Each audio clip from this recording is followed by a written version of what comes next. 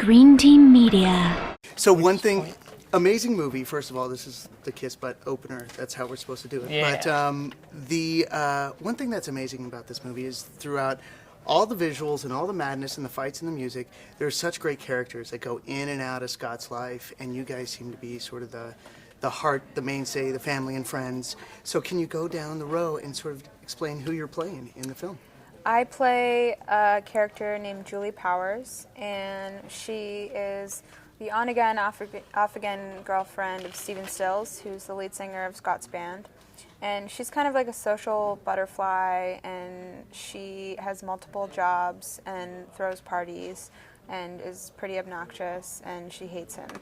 She hates Scott Pilgrim with a passion and lets him know it every time she's on screen. You really do. You're quite foul. Thank you. In the best way. Yeah. Thank you. Kieran, who are you playing? Wallace Wells. I'm Scott's roommate, somewhat of a mentor a bit, and it's where Scott lives, and I feel like, he's always, whatever he's going through, he's always coming home to Wallace. I mean, literally, but I think Wallace is a bit, his best friend in some sort of way, his home. Anna? I play Stacy Pilgrim, who is Scott's little sister, and I basically pop up to show my disapproval of whatever decision Scott has just made, and try to tell him what to do.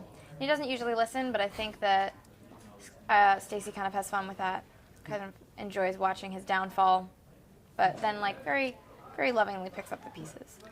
And when you started this film, had you guys read the books? Were you familiar with the books?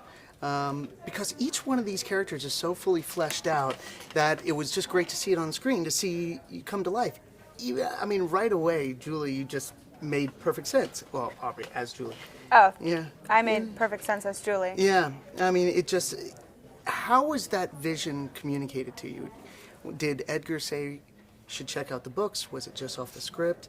How'd you know what you were getting into? I hadn't heard about the books until I auditioned for the movie, and then I got them and I read them all really fast because they were so funny. Mm-hmm. But I don't know, the casting, I think, was kind of magical. Everyone kind of really made sense for their part and looked like their part, and I don't know, it was eerie how everything came together.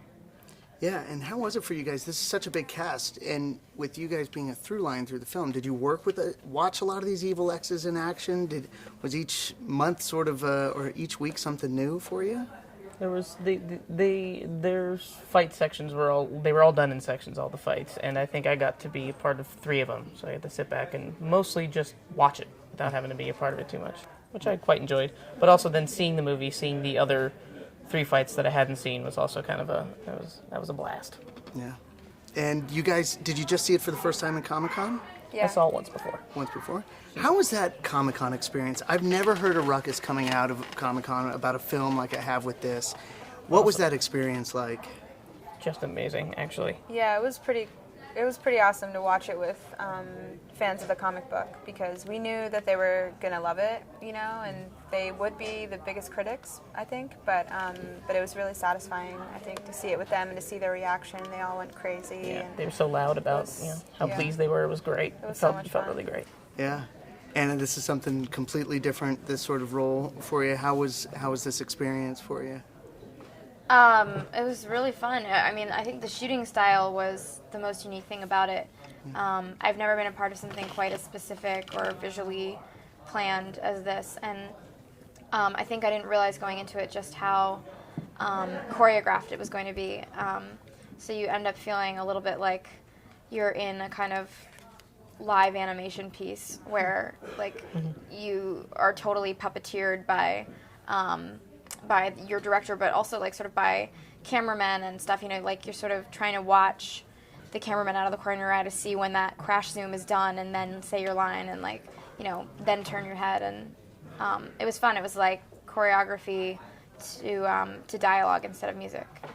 Yeah, it seemed like this movie is so visually specific and dynamic that your blocking had to be perfect to give way to all the visual cues. Was Edgar that specific on set and sort of laying out the vision? Very specific. And usually I get pretty annoyed with having to hit my mark exactly in a certain way, or having to stick with continuity and not being able to move and feeling constricted. That's usually frustrating for me. But for him to actually show me what he wants, give me visual aid, and tell me this is what I want and this is how it's going to look, and then actually being excited about what the result's going to be, I'm very happy to be specific and hit my mark and do exactly as he says. Yeah. Yeah. How would you describe the visual style of the film? It's like you are in this world. You are in the comic book world, and in a video game. It is tough. Whenever I try to explain it, it takes me about usually half an hour. So I'm going to try to cut it down to just a sentence or two. Yeah, it's hard to describe. It's definitely more than a movie. I mean, it does feel like you're inside of a video game, in the comic book. And I loved all those little references that a lot of people may or may not pick up on, but you can enjoy it without knowing them. But the people that did in the audience were going crazy. Yeah, I think if you hear those video game noises or anything like that, you immediately click with the movie, but I think eventually anybody's going to be clicking with this movie. I think it's like Edgar's TV show Spaced is the same thing, where there are a lot of references that I don't get, but like it's funny anyway. And even I can kind of sense that there's another layer to a joke, but it's funny on its own. Yeah. And at the heart of this really is this love story that I found totally relatable.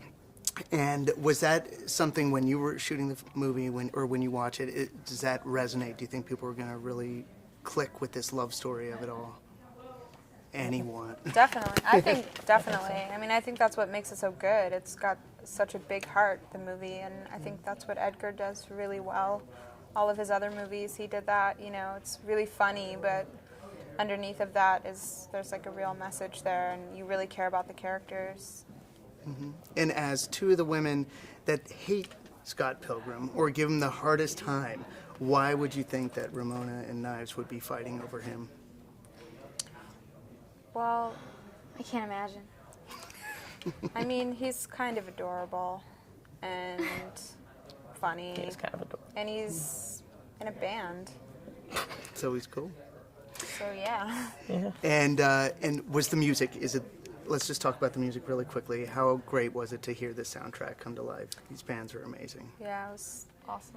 Yeah, I mean that's like, it's weird because Scott's band is supposed to be like, just like kind of a shitty garage band, but it's Beck.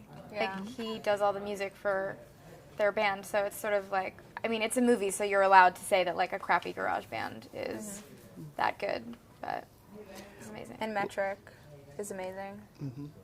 Broken social scene. So.